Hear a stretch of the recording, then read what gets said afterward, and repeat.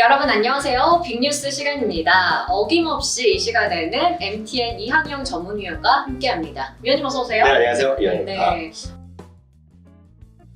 저희가 뉴스 볼 게 참 많더라고요. 네. 뉴욕 증시가 분명히 노동절 연휴로 쉬었는데도 이렇게 우리에게 뉴스가 산더미같이 쌓여 있는 걸 보면서 네. 이거 우리가 또 빨리빨리 정리를 해드려야 네. 시청자분들께서 편하게 정보를 좀 받으실 것 같습니다. 첫 번째 뉴스부터 체크를 해볼 텐데요. 전기차 하면 뭐 최고가 사실 테슬라다 이렇게 사람들이 보통 생각을 하고 있지 않나요? 그렇죠. 근데 월가에서 테크 전문 칼럼니스트가 또 이 중에서 가장 최고의 선택은 네. 하고 또 글을 썼더라고요. 네, 맞습니다. 이분이 어떤 분이냐면 여러 군데 있었는데 지금 현재는 월스트리트 저널에 소위 테크 관련 선임 기자로 있습니다. 네. 조안나 스턴이라는 분인데 이제 결혼하신 분이죠. 그래서 이분이 20년 동안 그 IT 중에서도 가정용, 개인용 IT, 그러니까 핸드폰이라든가 뭐 태블릿, PC 이런 걸 전문적으로 리뷰하고 이런 것에 대해서 분석하던 분인데 이분이 이번에 전기차를 한번 리뷰를 한 거예요. 네. 근데 완전히 이거가 전기 자동차 전문가가 아니라 소위 IT에 관련된 전문가가 나름대로 주부의 입장에서 자기가 세컨드 패밀리 크림을 살 계획이 있다거나 그러면서 전기차니까 나도 이제 전기차를 바꿔야겠다 하면서 전기차를 한번 테스트를 해본 건데 뭐 비싼 건 한도 없잖아요. 네. 그래갖고 $60,000 이하 자동차를 한번 뽑아봤어요. 그래서 전체적으로 한 5개 정도 뽑아봤는데 이 중에서 얼추 한번 주의해봤더니 네. 3개로 모아진다는 거예요. 그게 보면 포드 마하 2라는 네. 전기차가 있고요. 여러분들 많이 아시는 테슬라 모델 Y가 있고요. 그다음에 현대 아이오닉 5가 있어요. 3대를 했는데요. 일단은 가장 관심 있는 게 주행 거리나 그리고 아니면 어떻게 해서 충전이 편하냐 이런 걸 많이 따질 거 아니에요. 네. 동시에 출발해갖고 자기 친구들 갖고 어느 특정 시점까지 간 거야. 네. 130마일까지 가서 어느 정도 몇 퍼센트 남으니 뜨고 네. 몇 퍼센트 운행 거리가 나올 거 아니에요. 근데 130마일 운행을 하고 봤더니 대부분이 50% 정도가 남았고 남은 거리는 114에서 149마일까지 했기 때문에 또 이 주행 거리나 이런 것들은 20마일 해봤자 차이가 안 나기 때문에 네. 이 평가는 비슷하게 냈어요. 네. 포드, 현대, 테슬라 거의 비슷하다. 0점을 매겼어요. 알겠습니다. 그러니까 네. 뭐 전문가들이 뭐 따지겠지만 보통 운행하는 사람 입장에서 이 정도는 이건 뭐 큰 오차는 그렇죠. 아니다. 네. 두 번째는 충전의 편의성과 충전의 안전성을 얘기했어요. 네.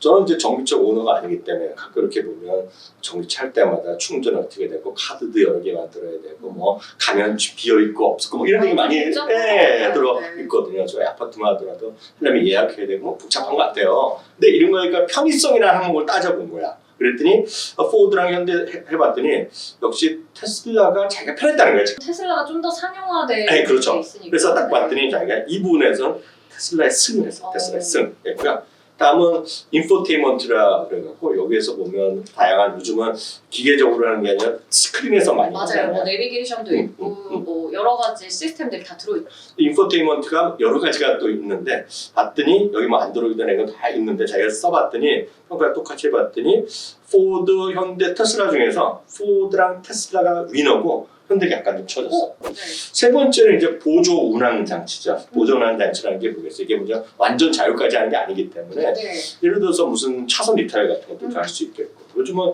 웬만한 자동차가 주차 같은 거는 보험을 많이 해주잖아요. 주차 같은 거. 그리고 여러 가지 해봤더니 자기 관점에 이거는 계속 할 때마다 오해를 받기 때문에 자기가 해봤더니 테슬라는 현대보다 은근히 포드 마이가 편하다는 거죠. 네. 자기가 봤을 때는. 그래서 딱 해봤더니 그래서 자기가 결론적으로 내봤더니 내가 좋아하는 자기의 선택은 포드 머스탱 마이가 자기한테 쓰고 있다.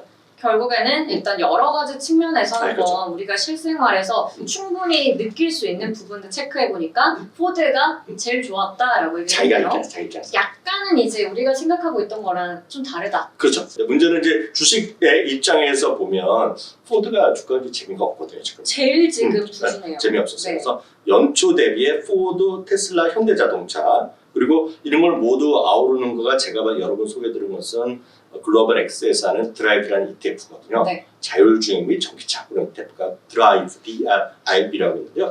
최근 연초 대비를 보면 물론 테슬라가 120% 많이 올랐고 현대차가 18%, 포드는 3%밖에 안 올라갔는데 글로벌 X도 한 26% 올라갔어요. 네. 그래서 올해만 보면 테슬라가 이긴 거 완전 완벽하게 이긴 것 같지만 또 최근 1년으로 보면 포드가 19% 내렸고요. 테슬라는 아직까지 마이너스 10%야. 그만큼 변동성이 있었다는 거죠, 이들은요. 현대는 마이너스 7%인데 글로벌 엑스 오토매틱 고는 오히려 11% 올라갔거든. 이럴 때는 참 ETF를 샀으면 좀 더 그래도 방어적인 역할을 해줬겠다라는 생각이 그래서 듭니다. 많은 사람들은 네. 많이 올라가길 원하고 떨어진 건 생각 안 하잖아요. 네. 그래서 제가 봤을 때 현실적인 생각은 테슬라 좋아하시면 테슬라 사겠지만 변동성을 각오하셔야 되겠고요. 최근에 보더라도 5% 떨어지기도 하고 올라가기도 하고 그런 걸 즐기는 거로 해도 상관없지만 보통 분들 입장에서 여러분 봤을 때는 제가 봤을 때는 ETF가 무난하지 않을까 해서 같이 한번 비교해서 표도 한번 설명해 드렸습니다. 네, 오늘 굉장히 재밌는 기사와 함께 네. 우리가 자동차 대표주들 봤을 때 ETF 흐름이 그래도 상대적으로 안정적이었다라는 그렇죠. 것까지 짚어볼 수가 있었습니다. 네. 자, 이제 두 번째 뉴스 체크해 보려고 하는데요. 아무래도 날씨가 이제 쌀쌀해지고 하다 보니까 네네. 여전히 시중에서는 배당주의 인기가 지속되고 있습니다. 네네. 많은 분들이 배당주 하면 많은 특히 한국 주식에 많이 하셨던 분은 배당장 재미가 일단 기본적으로 없어. 네. 연말에 한번 배당 받아서 통신도 샀다가 6개월 내내 손해보고. 그렇죠.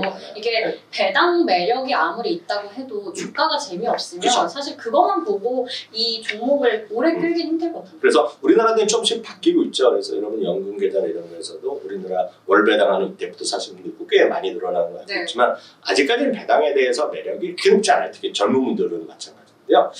그래서 보통 개인 투자자들이 상대적으로 배당 투자에 대해서 매력도가 적은 이유는 수익률이 뭔가 좀 많이 저조할 것 같다는 생각을 하고 있거든요. 그리고 배당자는 뭔가 좀 올드해 보이고 꼰대 같은 느낌이 좀 들거든요. 느낌으로 보면. 네. 그래서 제가 봐서는 그런 거 약간 다를 수도 있다는 얘기를 해드리고 싶은데요. 그래서 오늘 베런즈에서 기사를 갖고 왔는데 최근 10년만 보면은요. 배당 귀족주라는 거는 25년 이상 배당을 늘려주는 그런 기업들로 많이 저희가 소개해드렸는데요. 배당 귀족주가 최근 10년 동안에 보면 110% 정도 올라갔어요. 네. 그래서 S&P 500은 한 146% 정도 올라갔거든요. 그래서 지금 그 그래프를 보면 중간 물론 최종적으로 보면 더 많이 올랐지만 네. 변동성 자체는 훨씬 적어요. 이런 거 봤을 때도 확실히 그렇죠. 배당을 주는 종목을 사서 네. 또 이게 주가 변동성이 있을 수 있잖아요. 그렇죠. 그런 걸 좀 감수하기보다는 배당주들 모아놓은 ETF 사는 거 괜찮아요. 그렇죠. 그래서 제가 봤을 때는 너무 젊으신 분들한테 맞지 않지만 연세가 어느 정도 뭐 40, 50대 후반 돼서 이제 은퇴를 염두에 두거든요. 그런 것들에 대한 선호도를 늘릴 필요가 있다고 보고 있는데요. 그래서 ETF도 괜찮고요. 왜냐면 어떤 종목을 사야 되는지가 또 중요할 수 있잖아요. 그래서 베런즈에서 배당 귀족주 안에서도 한번 스크린을 해본 거야. 네. 스크린 해보는 방법이 지금 보면 많은 분들이 이미 아이템이나 이런 걸 많이 갖고 계시잖아요. 그렇죠. 그렇기 때문에 산업재나 필수 소비재를 한번 좁혀봤어. 네. 이런 것들이 어찌 보면 방어적인 성격이 좀 있는 것들이라고 할 수 있거든요. 그리고 최소 10년 동안 배당뿐만 아니라 자사주도 사더라고요. 배당뿐만 아니라 자산도 적극적으로 사는 애들을 뽑아봤더니 한 13개 정도 되는 거예요. 네. 그래서 그 중에서 저희가 또 시청자분들한테 봤더니 그 중에서 한 5가지가 조금 더 여러분들 익숙하실 것 같아갖고 차트를 보니까 그래서 한번 제가 몇 개 선정해 봤더니 부품 쪽 회사에 제뉴인 파츠라는 회사가 있어요. 네. 한번 제가 소개해드리겠고요. 많은 분들이 그냥 가장 익숙한 것은 국내에서는 이제 이름은 들어봤지만 이제 갈 일이 별로 없는데 해외에 계신 분, 미국에 계신 분 모를 수가 없거든요. 장 보러 가는 대표적인 기업이 월마트거든요. 맞아요. 월마트는 주가도 사상 최고 흐름을 가고 있는 네. 기업. 그리고 에머슨 일렉트릭도 또 이거 산업재 회사가 되겠고요. 에이오 스미스도 이제 소위 그 열 관리 기기를 보면 세계 최대의 산업재 회사입니다. 그래서 에이오 스미스 그리고 오토매틱 데이터 프로세싱은 되고 데이터 관리하는 그런 쪽 회사가 되겠는데 이런 것들이 한 5개가 제가 봤을 때는 가장 합리적이면서도 좀 꾸준히 주가가 올라갈 수 있는 기대감 있는 주식들이기 때문에 이런 것들 한번 보시면 좋을 것 같아서 뽑아드렸습니다. 굉장히 주주원원 정책에 그럼요. 애를 많이 쓰고 있는 그럼. 기업들, 배당에 대한 매력이 있는 쪽들 그렇죠. 한번 찾아봤는데 사실 월마트 제외하고 좀 생소한 기업들도 있거든요. 이런 종목들 한번 포트에 담아보는 건 어떨까라는 괜찮죠. 생각도 듭니다. 네. 자, 그러면 이제 세 번째 뉴스로 넘어가 보도록 할 텐데요.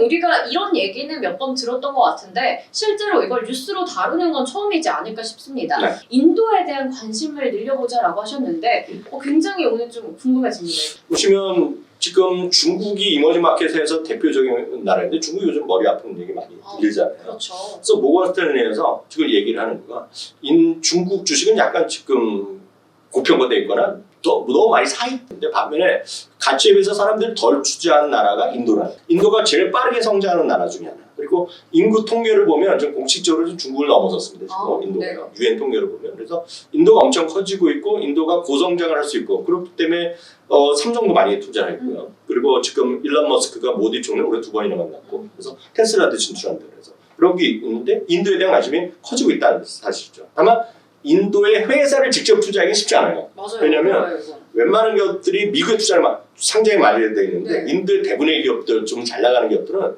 영국에 투자를 많이 했어요. 아, 그래서 영국에 투자를 우리가 주식 못 사는 건 아니냐 네, 상대적으로 비용이 비싼데 그렇죠. 네, 그래서 인도는 투자가 익숙하지 않을 뿐더러 좋은 회사가 꽤 있지만 실제로 보면 인도는 ETF를 하는 게 나을 것 같다 이렇게 말씀드리고요. 그렇다고 해서 뭐 엄청나게 많이 한다고 보다는 전체적인 해외 여러분 포트에서 해외 주식에서 극히 일부는 이런 것들 아마 고성장을 얘기하는 거기 때문에 그런 인도도 한번 보실 필요가 있겠고요.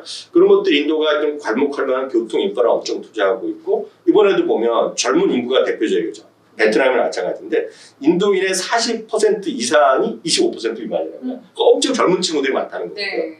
그래서 이런 것들에 대한 관심이 필요하다고 보시면 되겠고요.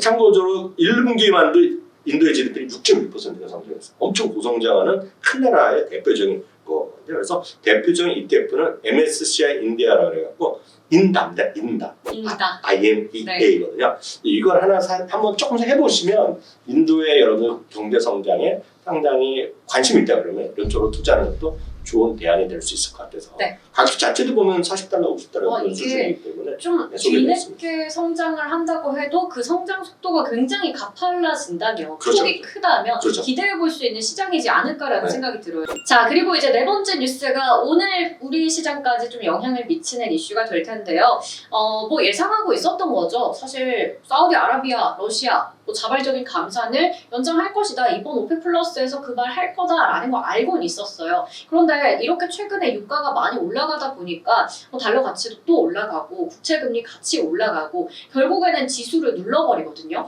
이렇게 되면 에너지 섹터만 좋은 거잖아요. 지금 봤을 때는. 그렇죠. 그렇죠. 이거 어떻게 봐야 돼요? 지금 걱정거리입니다. 지금 보시면요. 이미 유가이죠. 원유 가격은 2023년 이후 최고치를 가고 있습니다. 정확히 보면 작년 11월 이후에 최고치고요. 미국의 휘발유 가격은 연중 최고입니다.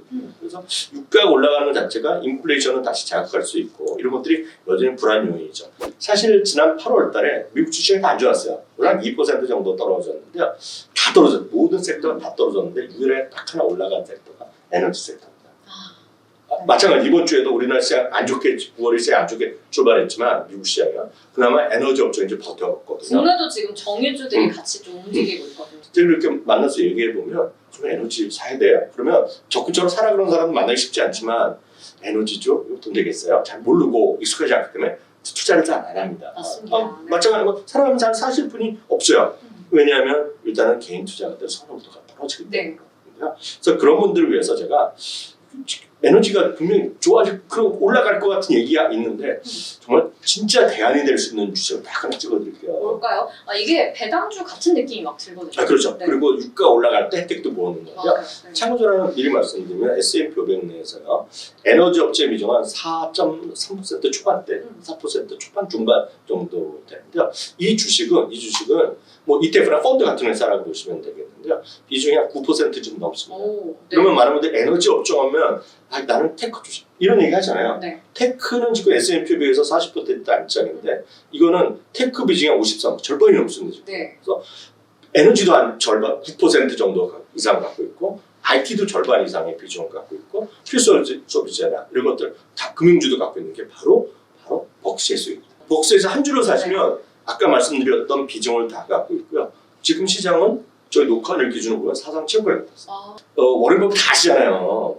근데 막상 공부만 하지 워렌 버핏 어떤 주식 사는 게 관심 있죠. 워렌 버핏에 벅시의 주식을 갖고 있는 사람 별로 없거든요. 이건 좀 사시는 게 굉장히 얘기는 여러 번 나왔었는데 들을 때마다 이거 좋다. 사상 최고가 또 약간 이런 느낌을 받곤 있지만 막상 투자를 안 했던 것 같아요. 이게 어떻게 보면 지금 잘 가고 있는 시장에서 어떻게 보면 시장과 반대로 가고 있는 쪽을 담고 있으면서도 네. 우리가 관심이 있는 테크 쪽도 비중이 절반 이상이라고 하니까 사실 안 볼 이유가 없다라는 그렇죠. 생각도 듭니다. 그렇죠. 버크셔 해서웨이 한 주 네. 지금부터 한번 시작해보자 이렇게 얘기해 주셨습니다. 자, 그러면 이제 마지막 뉴스 한번 체크해 보려고 하는데요.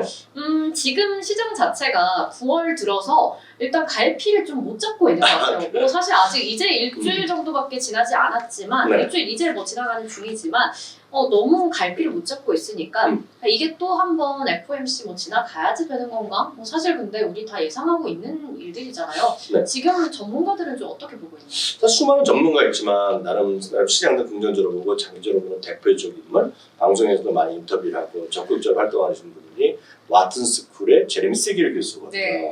이분이 물론 긍정적인 연구를 원하고 장기적으로 보는 분이지만 이분은 이런 얘기하고 있습니다. 지금 기업의 이익이 견조하게 계속해서 좋아지고 있다는 얘기하고 있고요. 노동시장도 안정적인 흐름을 보이고 있다는 얘기하고 있고요. 그렇기 때문에 많은 분들이 걱정하시는 금리 간에서 9월에 금리 인상 가능성은 거의 제로고 거의 동결이다. 네, 11월 가능성은 절반 정도 되는데 이번은 11월도 쉽지 않다. 네. 그래서 하면 12월 정도 하거나 아니면 없다 이 얘기하는 거죠. 이제 거의 어쨌든 마지막으로 가고 있다. 네. 그래서 결국은 미국 주가가 올라갈 수 있다는 것은 이게 변수거든요. 이익이 계속 올라가는데 오늘 제가 팩트체크 기준으로 제가 참고적으로 말씀드리면 2023년과 2024년의 이익 전망이 빠른 속도로 좀 회복되면서 올라가고 있어요. 참고적으로요. 지난 주말 기준으로 보면 금년 말에 S&P 500의 지금 주당 이익은 222달러인데요. 내년에는 이게 한 248달러 정도로 올라가거든요. 그래서 지금 윗꼬리를 달면서 위로 좀 올라가고 있다는 자체가 긍정적인데 문제는 2023년, 2024년에서 2025년까지 가면 2025년의 주당이익은 250달러까지 올라갑니다. 그래서 미국 주식의 가장 기본은 이익이고 이익이 계속 증가하는 것으로 지금 월가의 컨센서스가 모아지고 있고 이거에 대한 신뢰도를 갖고 가는 게 맞거든요. 주식 투자하시는 입장에서 보면. 이 부분이 한국은 이런 게 없는데 미국은 존재한다는 걸 좀 이해하셔야 되겠고요. 이것에 대한 신뢰감을 갖춘다 그러면 너무 하루 이틀에 대한 걱정거리보다는 장기적으로 미국 주식을 계속 분산 투자하고 좀 모아가는 것이 자세가 필요할 것 같아서 오늘 제레미 시길 교수의 얘기를 오늘 마지막으로 준비해드렸습니다. 네, 전체적으로 우리가 좀 시장을 어떻게 대응해야 될지 그 부분에 대해서 얘기를 좀 주셨는데 결국에는 좀 적립식으로 모아가는 게 그렇죠. 좋을 것 같고 섹터나 종목을 잘 고르는 것도 중요할 것 같습니다. 근데 그 내용들은 저희가 앞에서 또 아까 전에 방어주부터 유가 관련주, 뭐 인도 시장까지 이야기 다 다양하게 다뤄드렸으니까요. 오늘 영상 좀 차근차근 보시면서 따라하시면 어떨까라는 생각이 듭니다. 저희 이렇게 빅뉴스 오늘 5개의 뉴스를 꼼꼼하게 한번 정리해봤습니다. 다음 시간에도 더 알찬 내용으로 다시 돌아오도록 할게요. 다음에 다시 만나요. 안녕!